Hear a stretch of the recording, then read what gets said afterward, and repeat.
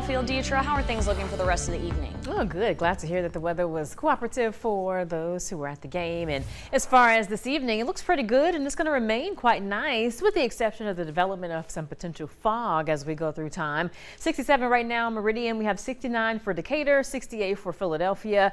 And right now the visibility looks good. We have basically 8s, 9s, and 10s indicating that we can see quite a bit of a ways. That's in miles. But as we go overnight, heading into our Wednesday morning, the numbers drop a bit. There's the possibility for more of that dense fog. It could drop the visibilities, making your travels a little tricky if you're going to be out very late or early tomorrow morning. So just make sure you're prepared for that. Otherwise, lows will bottom out into the 50s, possibly near 60.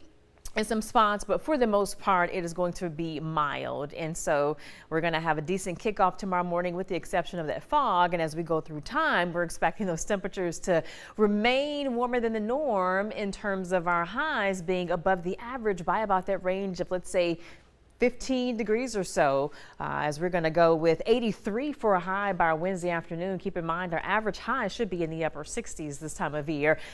Thursday, we're looking at 82, and then Friday, we're going to go with low 80s as well. And again, our morning temperatures really comfortable. Maybe a spotty shower between Wednesday and Thursday. It ramps up a little bit by Friday, and we'll talk more about that. But in terms of the high temperatures, we will definitely be in that record challenging category. For our Wednesday, as mentioned, we're aiming for low 80s, and the standing record is 84. That was set back in 2022 for Meridian. So we'll see what happens tomorrow. It'll be very close. Thursday, we're going to be a little bit farther away from the average, or should I say from the record, as we're going with 82 for a high, and the record is 85, but still close enough for it to be challenging. So again, just be mindful that we're looking at, again, this warm pattern following us through the rest of the week. We're going to stay south of this stalled boundary. It's stalled, which means it's not moving very much. So that's where all of the action is going to be over the next day or so. But eventually, as we head towards the end of the week, we're going to have our rain chances ramping up. Here's a check of the next 5 days or so. And as you see here, again, more spotty through Thursday.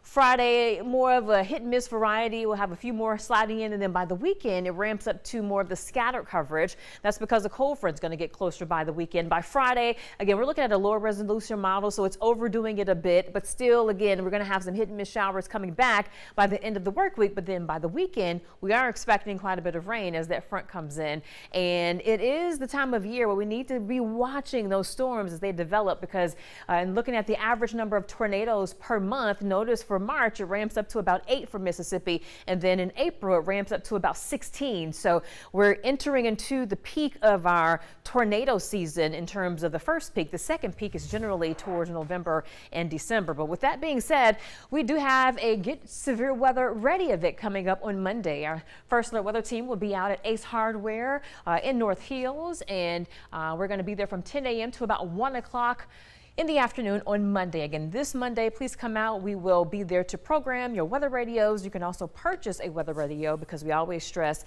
you want to have multiple ways of getting severe weather alerts. Here's a 10-day forecast at 10. So the rest of the week, warm, shower chances increasing by this weekend.